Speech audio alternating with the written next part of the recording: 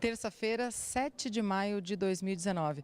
O plenário da Câmara terminou agora há pouco de concluir a votação da medida provisória 861, que transfere a Junta Comercial do Distrito Federal, tirando do governo federal, transferindo para o governo do Distrito Federal.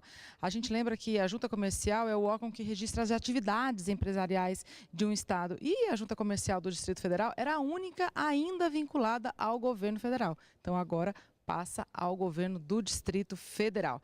A gente está aqui do lado da deputada Celina Leão, do PP, aqui do Distrito Federal, uma das que defendia essa mudança aqui da Junta Comercial vindo para o governo do Distrito Federal. E, deputada, boa noite. Eu queria que a senhora explicasse para a gente um pouquinho da medida prática. O que isso pode trazer de melhoria aí para as empresas do Distrito Federal e até para a população?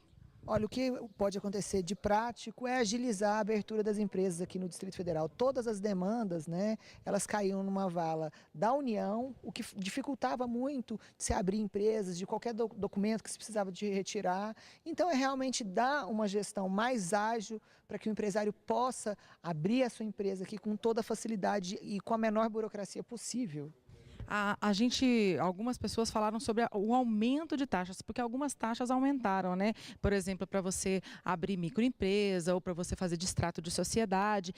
O impacto dessa abertura, do aumento das taxas, vai chegar a ter algum tipo de impacto negativo para a população ou não?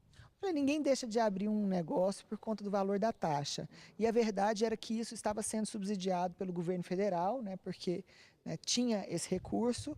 Então, a nossa taxa ainda é muito pequena perto dos outros estados, para manter a junta comercial. Então, eu não acredito que isso vai impactar de forma negativa aí os nossos empresários locais, até porque isso está sendo discutido, está sendo tratado, mas precisa de ser uma taxa também que consiga manter minimamente a junta comercial. Antigamente, existia o governo federal custeando, os trabalhadores da junta, e isso não vai acontecer mais.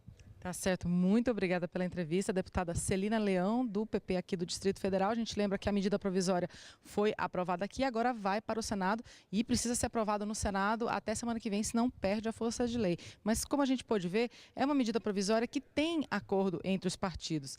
Aí você se pergunta, mas se tem acordo entre os partidos, por que demorou mais de 6 horas para ser aprovada aqui no plenário da Câmara no dia de hoje?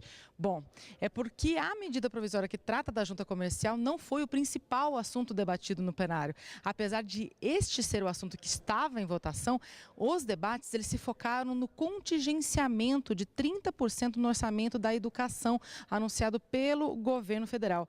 Esse corte de gastos ele é de mais de 7 bilhões de reais e mobilizou boa parte das discussões aqui.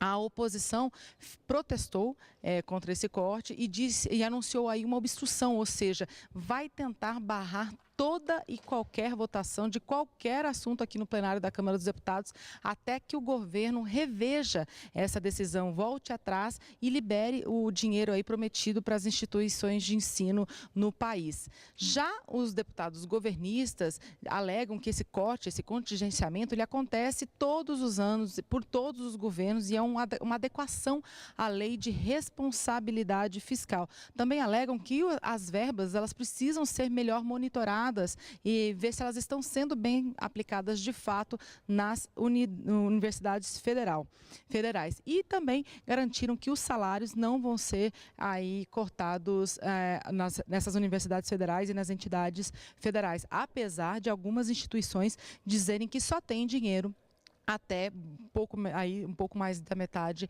do ano. Enfim, essa discussão sobre o contingenciamento de verbas na educação deve continuar, assim como eu falei, a oposição disse que essa obstrução, ou seja, a tentativa de barrar toda e qualquer votação aqui no plenário da Câmara vai continuar até que o governo volte atrás. Então esse debate deve continuar aí ao longo dos próximos dias.